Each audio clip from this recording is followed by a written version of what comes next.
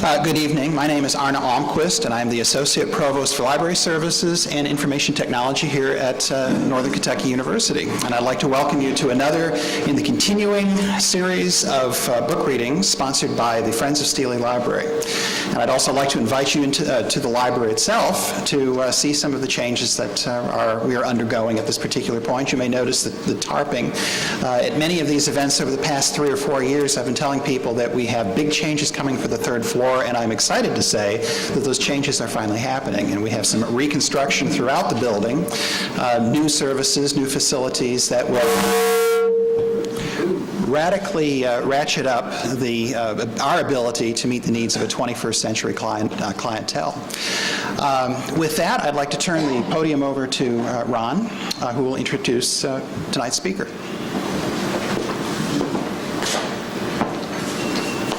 Thank you, Arne. On behalf of the Friends Board, thanks again for being here to support us on this series. This is our 4th reading in the series since last spring when we started this.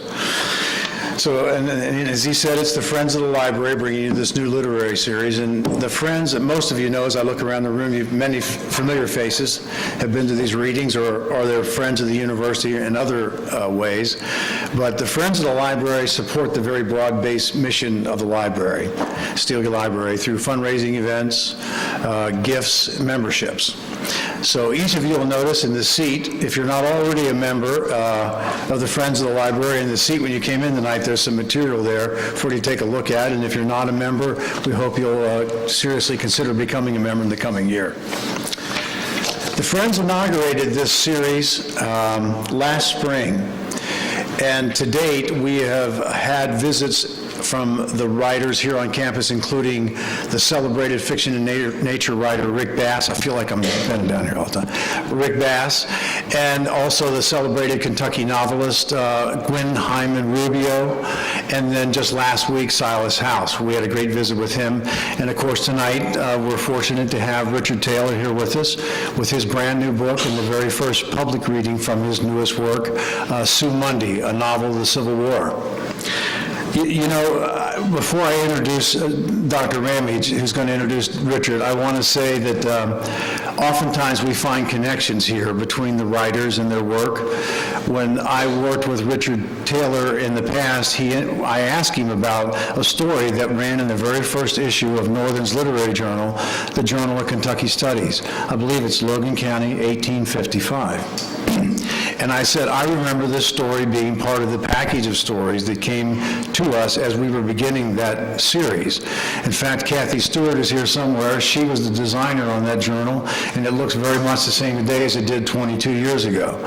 In there is this story. When I mentioned this to Richard, he said, you know that is the germ of the novel that I've been working on these years, Sue Mundy, a novel of the Civil War. So Northern has many connections with Dr. Taylor, but that's one of them, and I was proud to know that we were the first to get that story. Next, you're going to hear more about this, about Sue Mundy and Richard Taylor, from Dr. James Ramage, who's our celebrated educator, historian, and Civil War author. Dr. Ramage, a Regents Professor of History at Northern, has taught and served our community for over 34 years. As a volunteer chair of the Recreation Commission of the City of Highland Heights, he won the Kentucky Governor's Volunteer Activist Award. No surprise here for someone who's watched him over a long career do all the things he does for the community. For teaching excellence, he won the Kentucky Acorn Award from the Kentucky Advocates for Higher Education. He serves on the board of directors of the Friends of the Kentucky State Library and Archives. He has written many articles in 3 books, including the celebrated Rebel Raider, The Life of General John Hunt Morgan, which was also the winner of the Douglas South Hall Freeman Award and co-winner of the Kentucky Governor's Award. In recognition of his work in leading the effort to preserve the Civil War Battery Hooper in Fort Wright, the mayor and city council of the city of Fort Wright named the city's museum the James A. Ramage Civil War Museum. Ladies and gentlemen, it's my pleasure to introduce my friend and mentor and colleague, Dr. James Ramage.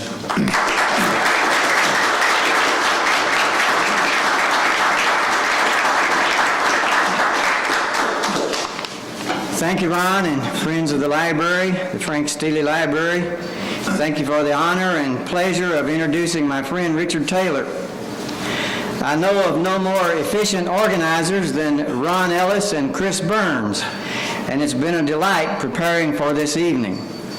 Thank you, Ron, for your friendship for many years. I value your friendship more than you know. Chris Burns is helping me research my U.S. Grant book. Recently, Chris discovered that Grant's father, Jesse Root Grant, was mayor of both Georgetown and then Bethel, Ohio. He has scouted out Bethel for me, and we're going there together on a research visit Christmas break. One of our questions is, why did abolitionist Jesse Grant move from the free state of Ohio to the slave state of Kentucky in 1854? Thank you, Richard, for debuting your great novel on the NKU campus 2 days before the Kentucky Book Fair. I've read your book twice, once for the University Press of Kentucky and once for Chris and Ron for a review connected to tonight's celebration and published in Back Home in Kentucky magazine. Sue Mundy, a novel of the Civil War, succeeds as great literature and as great historical fiction. Richard has brought to life the human side of the Civil War in Kentucky, when relatives and friends from childhood made war on each other, stealing cattle, burning tobacco barns, and killing each other. Guerrilla war on the home front is a hot topic for Civil War research today, but the subject is only beginning to be explored in Kentucky. I'm teaching Civil War on Monday evenings, and the first book I had my students read was Michael Shiraz's novel, The Killer Angels. One of the students wrote in her review that she knew how the Battle of Gettysburg ended, but Shiraz's narrative was so lively she could hardly wait to turn the page. It's the same with Richard's Sue Mundy. You know the conclusion, but Richard writes so well, you relive the exciting adventures he brings alive. Richard Taylor is professor of English and resident creative writer at Kentucky State University, and from 1999 to 2001, he was Kentucky's Poet Laureate. Richard became interested in poetry as a high school student in Louisville. In studying for his bachelor's degree at the University of Kentucky, he wrote for Stylus, the campus literary magazine. He earned a master's degree in English and a Juris Doctor degree at the University of Louisville. He earned his PhD in English at the University of Kentucky. We have with us tonight a very well-educated novelist. He won the Distinguished Professor Award at Kentucky State, and he and I served together on the editorial board of the University Press of Kentucky. Richard's previous publications include 3 volumes of poetry, the novel Gertie, and several books of history and nonfiction. Join me in welcoming Richard Taylor.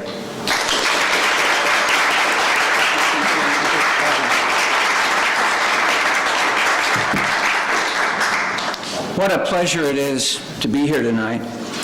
I want to thank my friend Ron Ellis and the Library Associates of the Steely Library for the privilege of being here.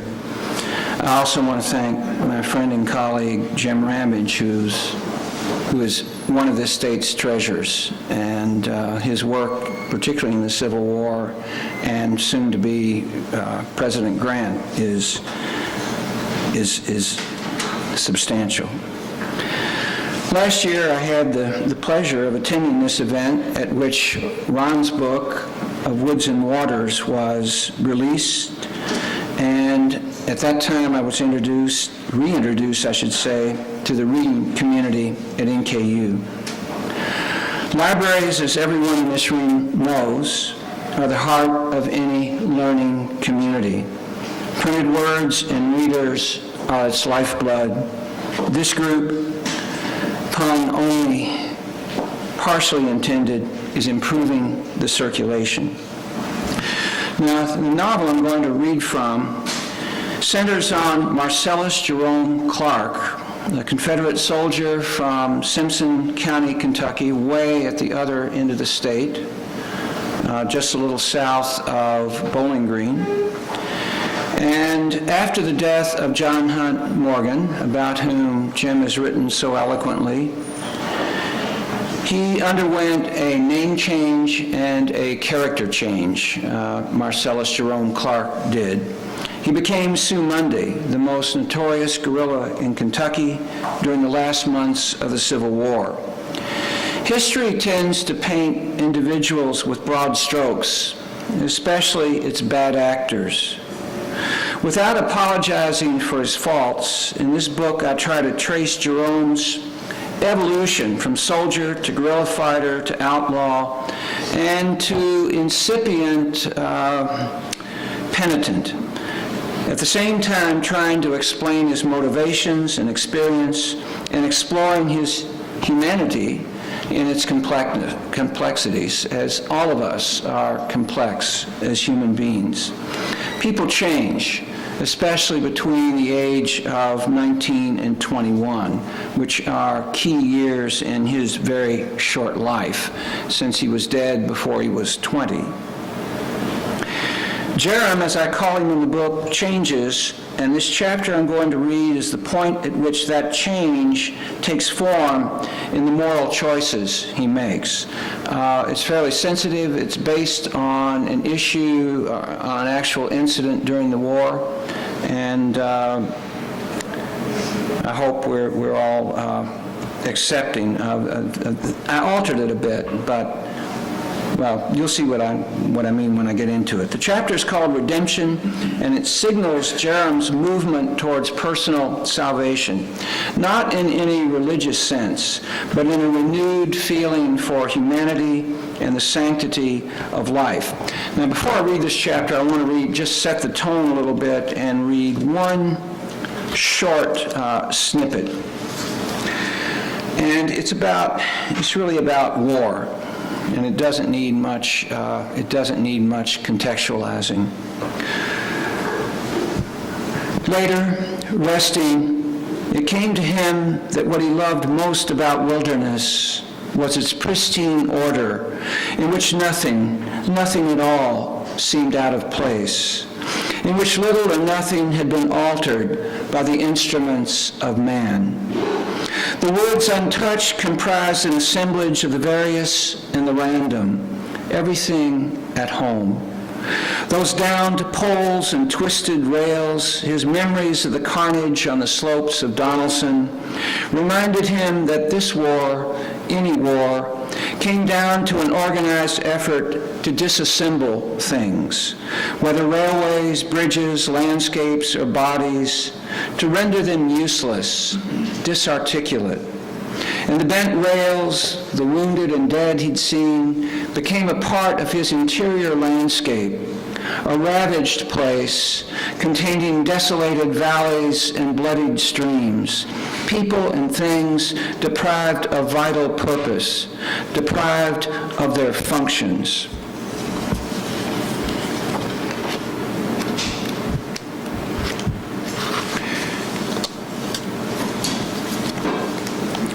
In this chapter, I should mention a couple of names prior to reading it. Among the guerrillas with whom he rode were the infamous Samuel One-Arm Berry, Bill Marion, and Billy Magruder. This incident is, as I mentioned, based on an actual incident slightly reshaped to fit personal or fictional purposes. Jerem could think of no special reason for any of them on a bitter, cold Monday morning to be in Taylorsville, a town of no special importance except as a watering place on the way to Bloomfield and other destinations in Nelson County. Not one of them, neither Magruder, Berry, Bill Marion, nor Jerem himself, had any business there until Marion manufactured some in the form of abducting 4 persons of color from the local jail. Like much that begins as mischief and ends in calamity, it opened by chance and played out in the old molds of predictability. Knocking about the town, Marion stopped a man named Dunstan, a carpenter, and asked him what the news was. Dunstan told him that 4 Negroes had been jailed on Sunday, 2 of them women. Marion asked what they'd done, and Dunstan told him that they had been charged with burning and looting a house a mile or so north of town. He explained that at the time of the fire, someone saw the woman near the site, and that when questioned, none too gently, she named 3 others. So the constable enlisted some good men and true, men who happened at the time to be idle, and they scoured the country, gathering them up, fetching them from the farms of their owners. At each place, after the circumstances had been explained, the owners reluctantly gave them up, all except the widow Hume, who had to be restrained while the men bound her young domestic to a spare horse and led her away. The others went willingly enough to the jail in Taylorsville, where they sat behind bars and until an inquiry could be made. "Inquiry be damned," Marion said. "They ought to be shot, and we're just the boys to do it." Without any other prompting, he went over, as he put it, to reason with the jailer, a man named Samuel Snyder, a part-time turnkey who made most of his living as a blacksmith. Snyder had gone across the street to fetch cigars requested by one of the prisoners, a man possessed theretofore of good reputation. When Snyder returned with a handful, Marion and Magruder confronted him outside on horseback, with pistols presented. Pistolless himself, still clasping the cigars, Snyder was in no position to resist, even if he had been inclined to. Marion demanded the prisoners, ordering Snyder to unlock the door and to do it quick. Marion and Magruder then dismounted and bullied Snyder into the jail, pushing him up the stairs and down an ill-lighted corridor to the cell where they were kept. Snyder, afraid that giving up the prisoners too easily might make him appear lax, lamely protested that he held the prisoners in his custody and that all good citizens should let justice do its work. He and the growing number of onlookers knew that he protested mainly for show, as he had not the faintest hope of dissuading a man as determined as Marion, a man well known to all of them. He went on to promise Marion that justice might take some time, but that it would be done and done proper. Taking the undelivered cigars from Snyder's hand and stuffing them in his pocket, Marion responded with curses, forcing Snyder at gunpoint to unlock the cell door. Leaving him with a key in his hand and an empty cell, Marion and Magruder escorted the 4 prisoners downstairs and onto the porch, which was when Barry rode up, meeting Dunstan and some other citizens who had assembled outside the jail, more out of curiosity than outrage. Dunstan and a man named Kirk appealed to him to prevent the Negroes from being killed and to let the civil law run its course. Barry told him that he would do what he could to save the Negroes' lives. He slid off his horse and joined Snyder, who was still pleading with Marion and Magruder on the porch of the jail. They talked a few minutes, then Barry came back and said there was nothing he could do, that his friends were determined to kill the Negroes. He said that he feared for his own life and that he'd been threatened for arguing on their behalf. "The long and short of it," he said, "is I won't risk my life for any Negroes." Dunstan then appealed to him not to have the Negroes killed in town. "What difference does it make," said Barry, "if the Negroes are killed here or killed out of town?" "Because," Dunstan said, "the town already has a bad enough name. If you're determined to kill them, have the courtesy to take them out of town." A body of 20 or so citizens had now collected outside the jail. They did not appear in any way threatening, but Marion willingly granted them this small concession. "In town or out of town don't matter to me," he said. "I estimate I can shoot them out of town just as well as in."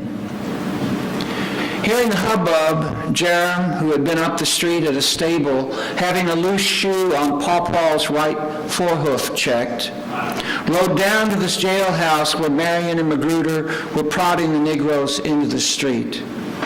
Barry stood by with a hangdog look on his face. Marion and Magruder, who said not a word, mounted their horses and marched the Negroes ahead of them toward the Salt River Bridge. Barry held back a minute or two, explaining for Jerem's benefit what he knew of what happened before he'd come to the jail. What Barry himself had not witnessed, he pieced together from Dunstan and Snyder, as well as from what he could gather from Marion and Magruder. Then Barry, resigned, hoisted himself onto the horse in his one-armed way and went after the others. When the three riders with their 4 charges were halfway to the bridge, Jerem, disgusted by the whole episode, went after them. He caught up just as the party vanished into the dark mouths of the covered bridge, a structure that had been the town's pride for over 30 years, and that Marion threatened to burn each time he crossed it, just as he threatened to burn the courthouse, a threat he later made good on. When they came out at the other end, Marion ordered each of the Negroes to hop on the back of a horse, each of the 4 behind a rider. And Jerem went along with Marion's instructions as the older of the 2 captive men, with some effort, climbed up behind him. Sensing that the crowd at the jail might gather pluck enough to set up a pursuit, Marion put spurs to his big gelding, and the 8 of them took off upriver as hard as they could go on double-weighted horses. Still worried about the shoe, as Paul strained under the double weight, Jerem slowed while the others widened their lead. Jerem learned that his passenger, a burly man with a wreath of white stubble around his mouth and jowls, was named John Russell. His breath smelled of rancid bacon. Jerem, lagging behind the others, ordered John Russell to clasp him about the middle and hold on. In response to Jerem's questioning, John Russell said that his master was Cal Grigsby, a farmer from up around a section called Little Union. Russell said Grigsby treated him pretty tolerable. Jerem explained to John Russell what the man already knew, that he got himself into serious trouble, and asked him to tell straight out what had happened. The Negro, speaking over Jerem's shoulder into his right ear, said the first he knew of the house burning was from a cook in the neighborhood named Sally Bell, a plumpish yellow woman in her 40s who belonged to a not-too-prosperous farmer named Eli Cooper. She told him there had been a fire in a vacant house and he could take what he wanted that wasn't burned. He'd gone to the place and found most of the upper floor a blackened ruin, the downstairs damaged by smoke, but mostly intact.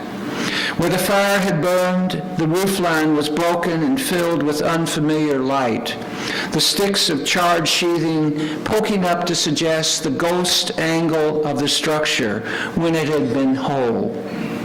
From among the clothes and belongings strewn on the floor, he had taken a few things, nothing valuable, and carried them back to Cooper's. No, he hadn't set the fire, and no, he didn't have any notion who did.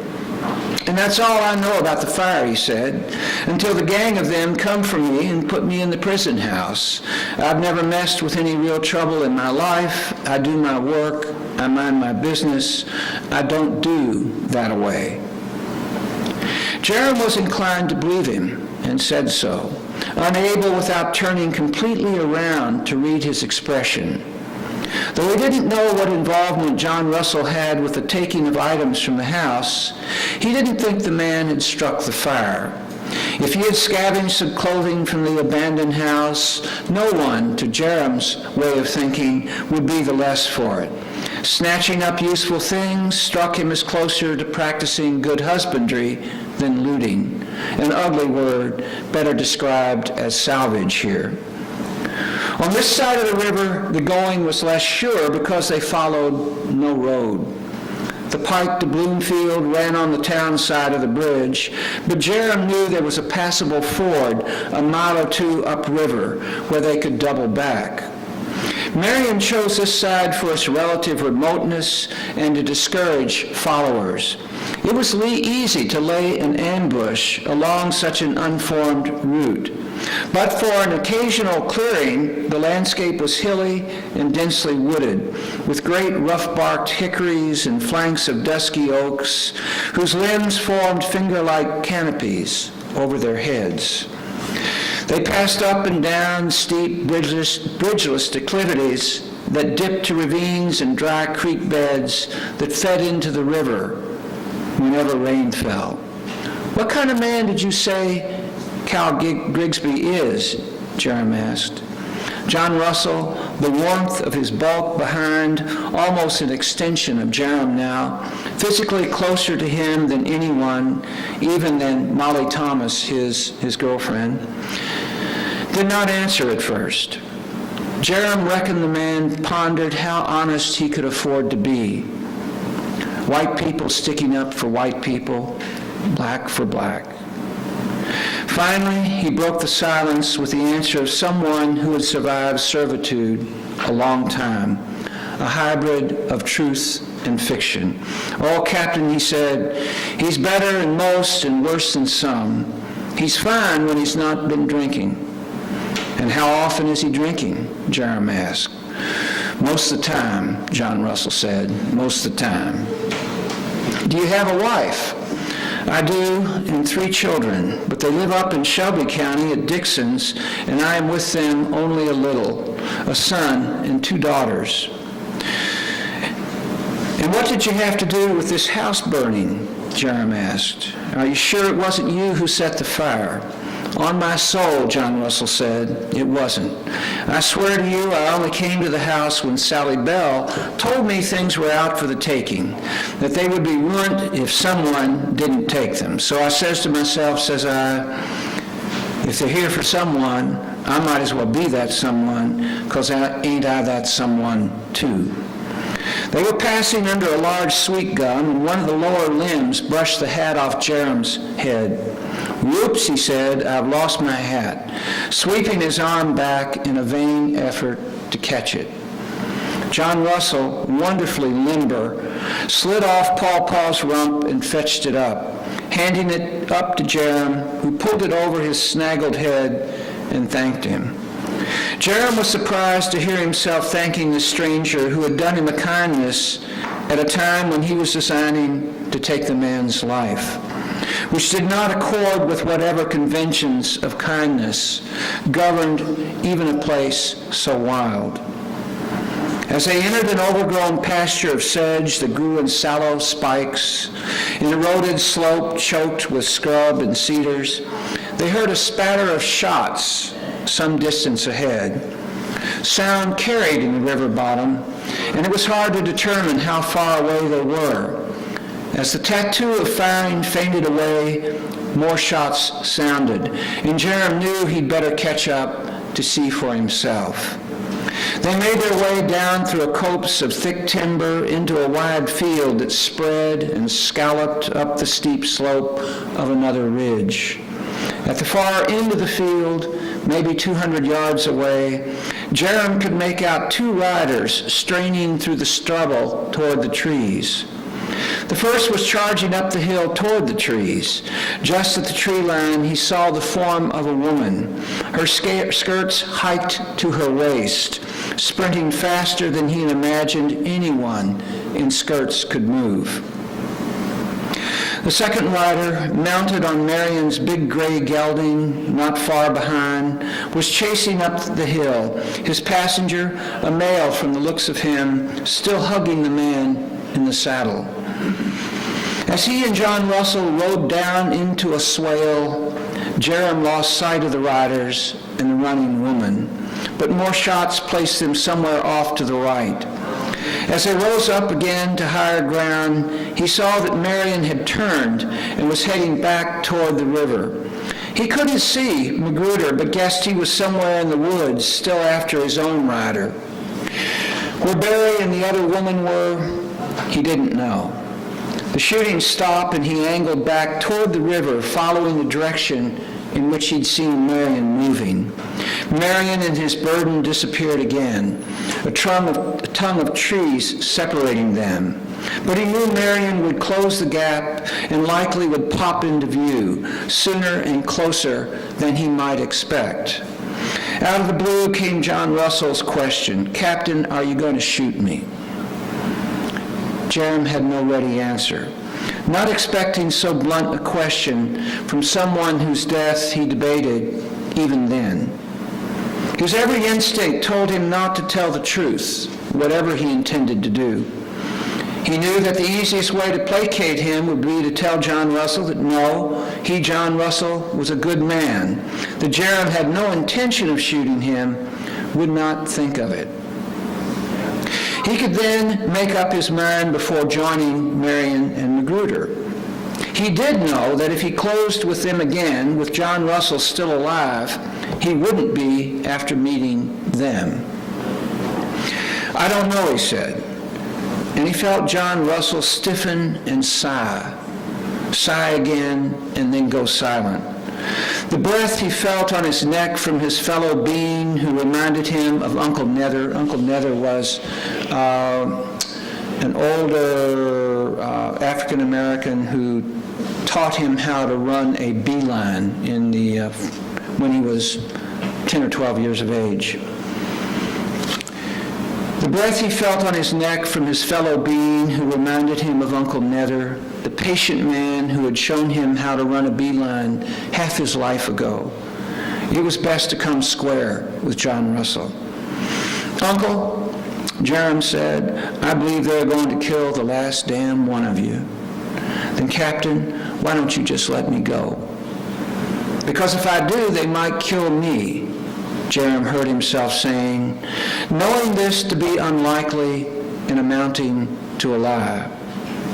Then he saw Marion pop out of some trees in the uplands, cutting a diagonal across the pasture where he and Marion and John Russell would likely converge.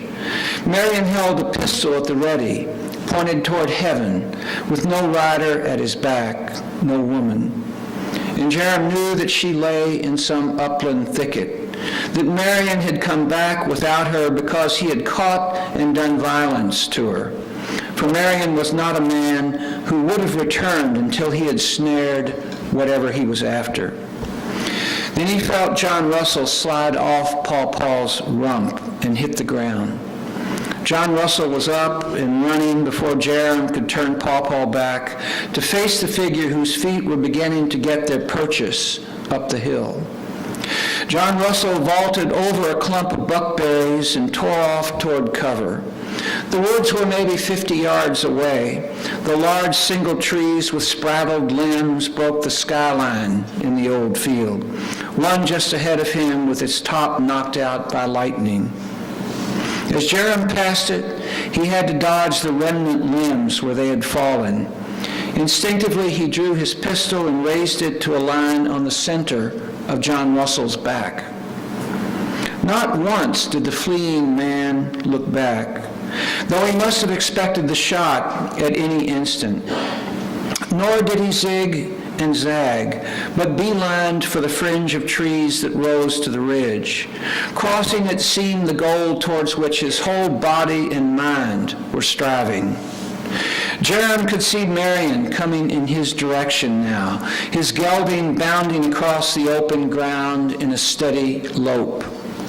Jerem raised the pistol, cocked back the hammer to steady his shot, and followed John Russell's back as he made for the trees, gaining some distance now. "John Russell," he yelled, "you, John Russell, stop!" But Jerem knew John Russell wouldn't stop, just as he knew he himself would not exert the pressure necessary through his crooked finger to trip the trigger. He glanced back and saw Marion getting closer. By now, surely Marion, whose hatred of blacks was endemic, could see the upraised gun and the fugitive as he flew. Marion must have been wondering why Jerem didn't fire, or why he didn't at least spur Paw Paw into what would still be an easy pursuit. Then what had been welling inside of him, without shape or substance, rose like the head of an infant, crowning at birth. "I can't do it," Jerem said to the part of him that was poised to fire. Finger, hand, hold back. "I can't shoot this man. Just can't do it. Won't." In plain sight of Marion, closing within 80 yards now, he raised the pistol and fired well over John Russell's head.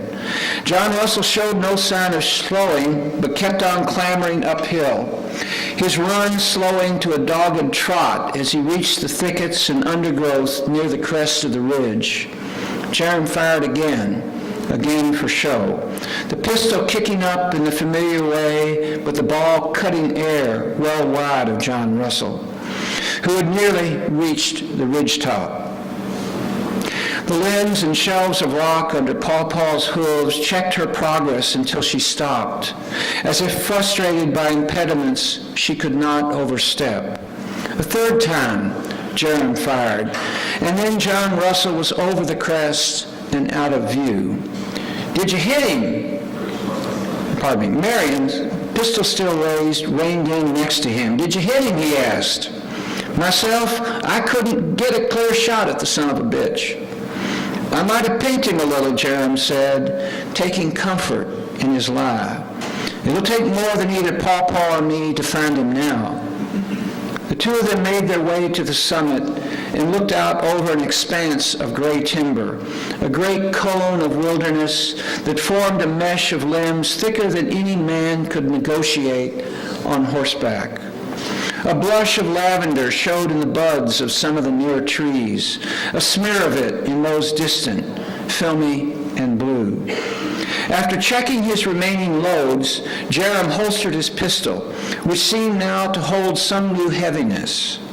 But in his chest he felt that some great stone pinching his lungs had been lifted so that he could breathe again. He knew he was all right when Marion holstered his gun, still scanning the woods for some sign of the fugitive. "Did the others get away?" Jerem asked. "Not hardly," Marion said. "They're down the river, the three of them." "Dead?" Jerem asked. "Dead." First they came to one of the women, Barry's charge, off to herself in a little clearing on a bluff near the water. Her feet, with her laced-up shoes, stuck pathetically from under her sprawled and twisted skirts. She lay on one cheek, one eye fixed in startlement, her arm outthrust, the caramel brown of her forearm contrasting with the pinkish cup of the exposed palm, her fingers clenched in death like the claws of a stricken chicken. One arm was tucked under, and her billowing skirts formed a kind of fan. Around her neck hung a spotless yellow bandana. Marion led them to Magruder and Barry, who still sat their horses on a little sandbar that extended into the river. The horses showed fatigue now, especially Magruder's, whose flanks heaved from exertion. The neck of Marion's arched toward a ragged hole in the ice through which Jerem could make out gelid water. The men themselves were smoking and talking quietly in somber mood. Jerem studied the hole as he would something dark and ominous. Beneath the water, with its collar of jagged ice, Jerem could make out two forms, one male, one female. Whether they had been drowned or shot was not easy to tell, but the woman named Sally Bell had a hole in the side of her cheek. Her woolen dress was sopping and heavy, her head clearly visible. Under the cold water, her skin had blenched white, her frizzed hair turned the blackest black, the greenish black of a grackel's wing. Jerem could see more of the man, but could detect no visible wounds, no blood-stained jacket or shattered face, the eyes squinched closed, as if contracted against the cold. On the other side of the river stood a mill and some outbuildings, half visible through the trees. Smoke from the chimney told him someone lived there, decent folk, he hoped, who would investigate and see to the burials. People who would fetch the owners to claim their property. Someone in the end who would say that in some crude way, propriety and custom, if not justice, had been served. Marion, puffing on one of John Russell's cigars, was obviously pleased with himself. Magruder seemed more furtive, blowing little rings of blue smoke that unraveled in the invisible turbulences of that place. The breath snorted from the horse's nostrils, condensed as it met the frigid air of morning, making it seem for an instant that in some peculiar equine way they were smoking too.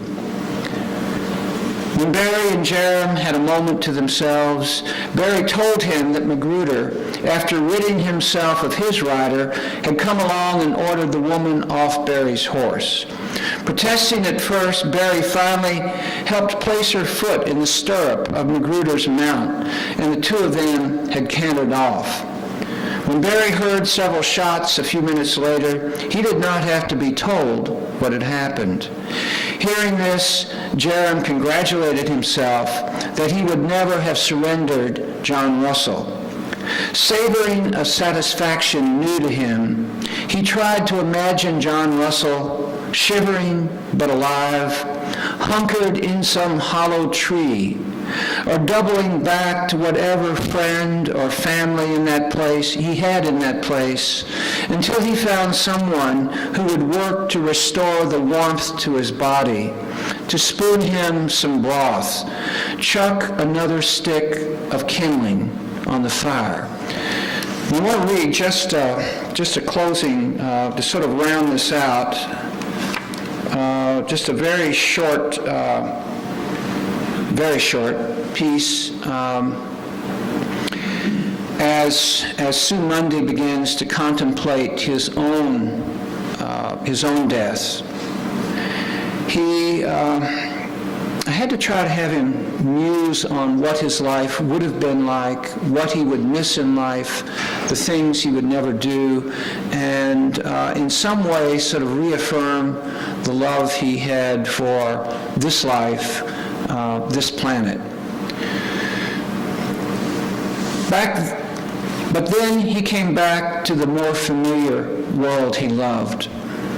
The crow of the cock, the exquisite motion of a running horse, sunlight translated across the yard through a grove of sugar trees late on a fall afternoon, the voices and features that defined poor Billy Magruder, and the peace he found in Molly Thomas's earnest face, and the force of goodness that made these and others like nothing else that lived or had lived or would live for all he knew. These things and all things, until every object and creature and influence that filled this life and made it both tolerable and wonderful could be touched and savored until there was no more to touch and savor. Thank you.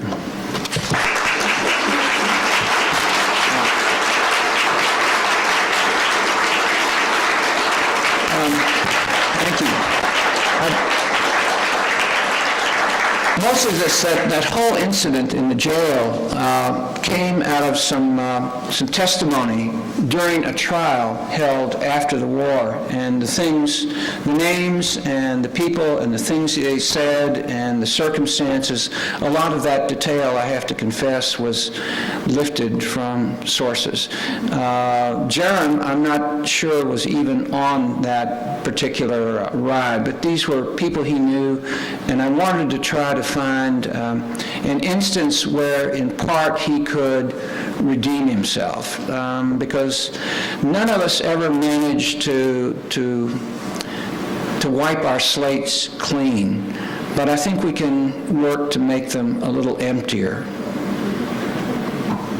Anybody have any questions? Okay. Okay, I saw this gentleman's hand first. Yes, go ahead. Can you talk for a few minutes about your personal feelings toward Jerem and whether that changed when you moved from the research phase to the writing phase, and then whether it changed as you wrote beginnings toward the end? Okay, that's a difficult question, and it's evolved over the 25 or 30 years I've been working with this, and as well as periods, sometimes 3 and 4 years at a time that I didn't work on it. But my view is that, and I mentioned this a bit earlier, that history, for all of its strengths, tends to never really encapsulates the complexity of a human being. And the worst people I've known, I've always seen some good in, just as the best people I've known have some tincture of Satan, for lack of a better word. So Jerem begins his life as fundamentally a decent human being with aspirations, with ideals. It's interesting, much of his motivation in the book, and Jerem very graciously pointed that out in his review of it, which I just read this morning, just got to read. Jerem suffered a number of traumas. He lost his parents when he was very young, before he was 10 or 11. He had a series of what I would think of as sort of substitute fathers, and one of them was a distant relative, and this is all true too, with whom he enlisted at the beginning of the war. Like Mark Twain, this person was a steamboat engineer, and I use him as a sort of teacher. At any rate, when they were captured at Fort Donelson and escaped from prison in Indiana, they came back to Kentucky, and they were involved in an incident relating to Stovepipe Johnson. I won't trouble you with this story, but afterwards they were pursued in Kentucky. These troops under Adam R. Johnson made their way south, and Patterson was riding ahead as scout, and he encountered some riders whom he thought were fellow Confederates. And it wasn't until he had approached them that he realized they were home guardsmen from Indiana who were really out for blood. And he tried to escape. He shot his way through them and was captured. And someone gratuitously came up to him and put a pistol next to Patterson's head, and the horse at that time apparently winced, and the bullet blinded him, hit the bridge of his nose, and young Jerem Clark, 16 or 17 years of age, came down the road a few minutes later and found this person, who was probably the most important person in his life, and he gradually determined that in fact he had been shot after he had surrendered. And he made a vow at that point not to render any mercy to prisoners. And so that in a way colored his experience. John Hunt Morgan, with whom he had some sort of love-hate relationship, died and created the physical circumstance of his returning to Kentucky.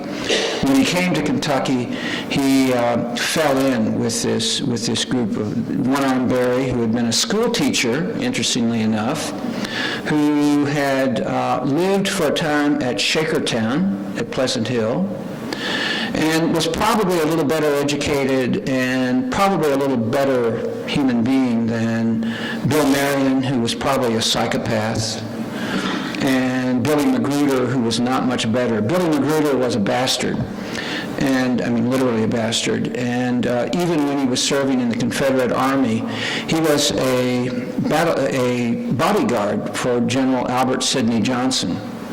And at the Battle of Shiloh, where Johnson was killed, the night after the battle, Billy Magruder, and he writes this in his confession, Billy Magruder rifled the pockets of the dead, and on both sides, and had little compunction about those actions because he regarded himself, because he was born under a cloud, because people regarded him, condemned him as illegitimate, that anything he did would simply be icing on the cake, as he was already damned.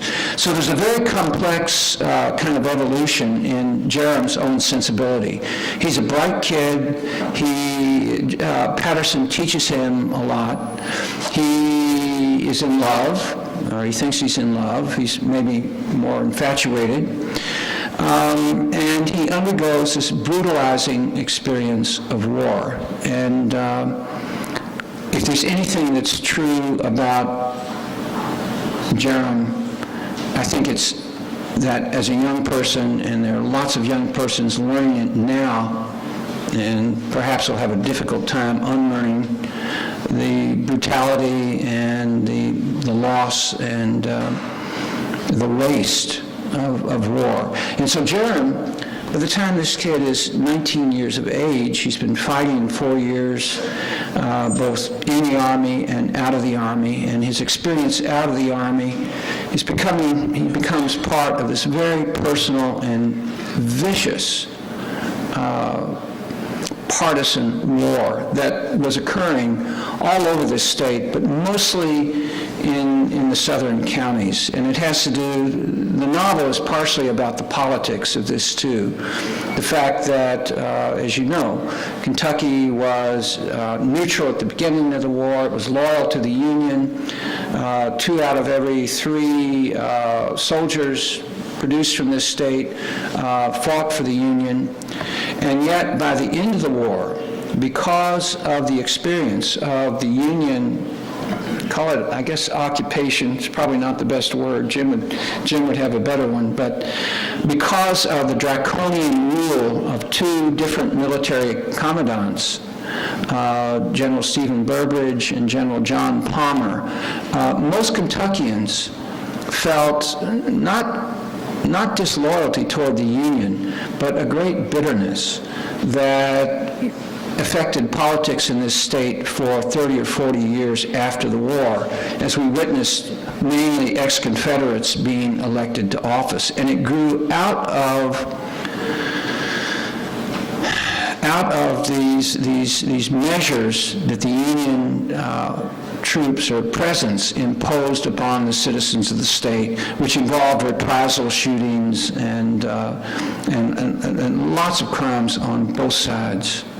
So, Jerram, I don't know if I've answered your question. I probably haven't, but I wanted to paint this person as human, and not in any way to apologize or to. I don't have any particular praise for this guy. Quite honestly, I found him a fascinating character, and I'm very interested in sort of exploring human defects, let's say. My other novel, Simon Gertie, is about a person very much the same type, different war, different circumstances. So that's what interests me. Sorry to be so long in that answer. Yeah. Well, in modern day, contemporary terms, do you see Jerram Sue Monday as an insurgent or a terrorist? Yeah. Quite simply, yeah. I think the analogies are there. Kentucky in the latter months of 1864 and the early months of 1865 was Baghdad. Rival factions, committing wholesale murders. Some of the things Sue Mundy and his group, and it was worked both ways. General Palmer issued an order that no Confederate guerrilla was to be taken prisoner, which meant, in effect, that both sides flew the black flag, so to speak. So I see lots of analogies.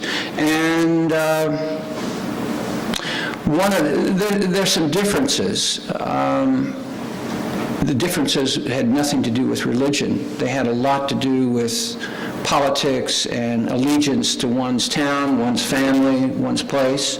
And Kentuckians, I think, are still sort of fiercely loyal to, we're probably more loyal to our neighborhoods and our towns. Northern Kentucky certainly has a wonderful air of a sense of identity, self-identity. But there are lots of correspondences between the two. The big disappointment, I guess, and one of the big differences, maybe similarities in both wars, is that first, it's a sorry commentary on our species. The fact that after all of this time, we haven't learned that war is the last resort, that war is always a failure of reason, and reasonable people to come together. The Civil War could have been averted. I think probably this is just my view, but the war in Iraq, I think in many ways was an unnecessary war. And I can tell you the most moving, I don't know how much television you all watch. I hope not much. You all look like readers. But once or twice a month I get to watch the Laird NewsHour, and the most gripping moments on television that I know of are when every week you see the faces of our fellow Americans, photographs, name, age, and state, or town and state, the casualties, with utterly no music, no backdrop, no commercials, and it's pretty hard. And, well, so there are lots of similarities. Sure there are, yeah. Did you make any determination as to why George Henderson Prentice named Jerome Monday? That's a good question. No, but I'm pretty sure he is the person who did it. There's several theories about how that name came about. I think probably the prevalent view, and I've read articles about this that I pretty much concur with, the idea is that George Prentice, first of all, George Prentice was carrying his own cross. He had two sons, both of them. He was a staunch Unionist. Originally he was from, I want to say, he wrote a campaign biography for Henry Clay, which is what brought him to Kentucky. He was from, I think, Connecticut. Okay, he was from Connecticut, and his two sons joined the Confederate Army. One of them rode with John Hunt Morgan. One of them was killed riding with John Hunt Morgan. So he had no special love for the Confederacy. However, he became increasingly disenchanted with that Union presence we were speaking about. The state was under martial law, the writ of habeas corpus. Incidentally, here's another similarity. Civil rights were substantially abridged in this state. You could be arrested with very little, and had very few rights once you were arrested. And you were subject not to civil law, but to military law. And any of you who've studied military law know that it isn't something that you are protected under the Constitution by. So that name then was given. The theory is that Prentice, who was one of the most influential editors in the South, he was the editor of the Louisville Daily Journal, which became later the Louisville Courier Journal. Prentice wanted to embarrass the Union authorities, and so he borrowed that name, playing on sexist ideas of the time, really. These people are so inept, the implication was, that they cannot catch a mere woman. I think that's the sexism that was involved. Yeah. Anybody else? Well, again, thank you for having me here, and thank the library associates. I taught on this campus for 2 summers. In fact, I was dean of the Governor Scholars Program here, so I'm no stranger to Northern. And you have a wonderful university, and it's a pleasure to be here. Thank you.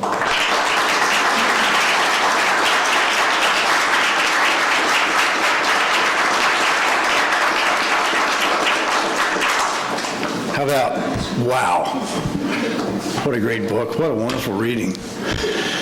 And I was sitting there, and as a writer, I have to admit, I was taken with the voice. It's such a true, unflinching, honest voice that comes across from the work. And those pitch-perfect phrasings like spatter of shots and flanks of dusky oaks, and one of my favorites, riders on double-weighted horses. I loved it. very much. I think it's truly a significant, great, wonderful new work of literature. Thank you for that, Richard. Now we have a signing. We have books for sale here. We have refreshments as well.